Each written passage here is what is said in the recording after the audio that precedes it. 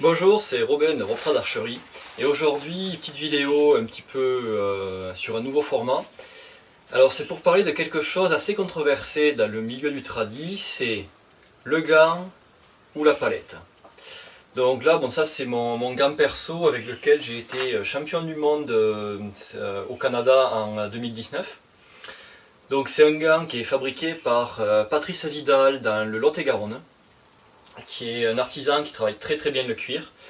Et c'est avec ce gant-là que j'ai été donc champion du monde en équipe au Canada. Pour des raisons de santé, parce qu'en fait j'ai un kyste au poignet depuis pas mal d'années qui s'enflamme souvent, j'ai dû passer à la palette et apprendre à tirer à la palette. Pour avoir de bons résultats aussi et être aussi à l'aise qu'avec mon gant, j'en suis venu à fabriquer mes propres palettes. Donc comme vous pouvez le voir ici, c'est une palette inspirée des palettes Black Widow que j'apprécie énormément. Je vous mettrai tout à l'heure une photo comparative des deux. Donc voilà, actuellement je tire à la palette pour cette raison-là, parce que j'ai un kyste au poignet qui me fait mal quand je tire au gant. Pourquoi? Sûrement un phénomène d'équilibrage des doigts sur la corde, et ça me crée une tension dans le poignet qui est assez douloureuse. Et si je veux pouvoir tirer à l'arc sans douleur, je suis obligé de passer par la palette. Donc sur la palette, j'ai entendu un petit peu tout et n'importe quoi, comme des archers qui disent que on ne peut pas avoir un tir intuitif ou instinctif à la palette, que ça incite à viser, ou que voilà, je trouve ça assez stupide dans le sens où que ce soit la palette ou le gant, la gestuelle reste la même et votre appréhension de la cible est la même. La seule différence qu'il va vraiment y avoir, c'est le contact au visage et la sensation au niveau des doigts. Donc au niveau gants et palette, je vais commencer par le gant. Donc pour vous citer pour moi les avantages du gant, c'est que c'est extrêmement pratique, on peut le garder toute la journée sur les doigts, on peut marquer nos points sur les feuilles de marque sans problème, sans avoir à l'enlever. Ça a un côté très pratique. Très rapide aussi au niveau de la chasse pour placer votre flèche et mettre les doigts sur la corde. On a quelque chose, si on s'entraîne avec, ça se fait intuitivement et naturellement. Contrairement à la palette où il faut être un petit peu plus vigilant et rigoureux si on veut faire un tir précis. On ne peut pas arriver avec une palette et tirer, voilà, mettre les doigts, tirer de suite. Ça demande un petit peu plus de conscience de ce que l'on fait au moment où on met les doigts sur la corde, de bien refermer son crochet, de bien placer ses doigts. Alors que au gant, on va être un peu moins vigilant. Ce que je voulais dire, c'est un petit peu moins vigilant. Le gant ou palette, c'est assez difficile pour moi de choisir.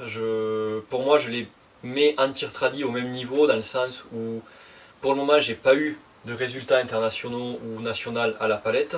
J'ai eu par contre des résultats avec le gant que j'utilise depuis des années. Mais à la palette, j'ai pas encore eu voilà, vraiment comment dire ça, ce test en compétition réelle et en compétition qui demande qui apporte une certaine pression et un certain stress sur l'événement, comme des championnats d'Europe ou des championnats du monde. Après voilà, le seul inconvénient que je trouve au gant, c'est que j'ai tendance à serrer la flèche dans mes doigts quand je tire, et j'ai tendance à éclater un petit peu plus sur le côté au gant. On va dire que ma main sort un petit peu plus sur le côté. Est-ce que ça vient du gant? Est-ce que ça vient de ma position sur la corde? Je n'ai pas encore tout analysé pour savoir vraiment de quoi ça vient, vu que pour une question médicale, je suis passé à la palette. Par contre, j'ai vu une nette amélioration de mon groupement et de mon vol de flèche à la palette. Je pense que le fait de devoir être un petit peu plus rigoureux sur mon placement de doigts comparé au gant m'a forcé à recentrer m'a recentré mon groupement tout simplement. Ça ne m'a pas forcé, c'est une résultante de points techniques que j'ai mis en place justement. Donc je pourrais dire que pour le moment la palette m'a fait monter en niveau quand je regarde mes groupements et quand je regarde mon vol de flèche. J'ai un vol de flèche qui est quasiment parfait. Les flèches volent beaucoup mieux, ma libération se fait mieux aussi, c'est beaucoup plus fluide, j'ai moins de flèches que j'arrache, mes doigts se relâchent plus facilement sur la corde à la palette en fait. Donc je suis assez content de ce petit outil. Par contre, ça va demander quasiment 1 an de développement pour sortir et pour me faire une palette avec laquelle je suis bien en tire-prise cigarette. Pour les gens qui tirent 3 doigts dessous, il y a beaucoup moins de problèmes parce que souvent l'ancrage est beaucoup plus bas au visage. La pression au niveau des doigts s'équilibre un petit peu mieux. Donc il n'y a pas forcément besoin d'une palette très travaillée pour pouvoir tirer en prise de 3 doigts dessous. Par contre, sur une prise cigarette, ça m'a demandé beaucoup de recherche, de tests et d'essais et de prototypes. Donc j'ai commencé avec des palettes du marché que j'aime beaucoup, que ce soit les palettes Black Widow, qui sont très bien, que j'ai retaillées un petit peu et tout. Et c'est la palette qui pour moi se rapprochait le plus possible de la palette parfaite en tir tradi. J'ai testé aussi les palettes de classique, dont les palettes Fivic que j'aime beaucoup quand je tire au Berbo ou au classique. Et le seul inconvénient que je leur ai trouvé, c'est que la plaque métallique est très épaisse et moi qui ai un ancrage assez haut au visage, me gêne contre la pommette. Du coup, je suis repassé sur des palettes beaucoup plus simples en cuir.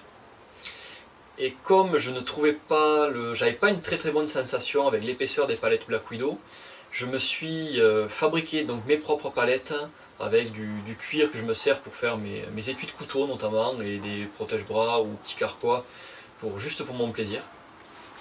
Et donc voilà ce que ça donne d'un petit peu plus près. Donc c'est une palette toute simple comme vous pouvez voir, avec 2 réglages au niveau du passage de la dragonne pour... Alors c'est suivant la longueur de votre main, ça vous permet suivant la longueur de vos doigts, pardon, ça vous permet de régler différemment votre palette en fonction de la longueur de vos doigts et en fonction de la longueur de votre paume de main. Donc moi c'est la palette que j'utilise, c'est les palettes que je fabrique aussi. J'ai quelques archers pour le moment qui les utilisent, mais ça reste assez discret. Parce que j'ai pas encore lancé une production sur ce produit-là. J'ai envie à terme voilà, de lancer la production sur ces palettes. Parce que c'est un produit que j'ai mis au point et avec lequel je me sens vraiment bien. Et j'ai envie d'en faire profiter un maximum de personnes. Donc voilà, c'est à peu près tout sur ce sujet-là. Si vous avez d'autres questions, surtout n'hésitez pas à me contacter.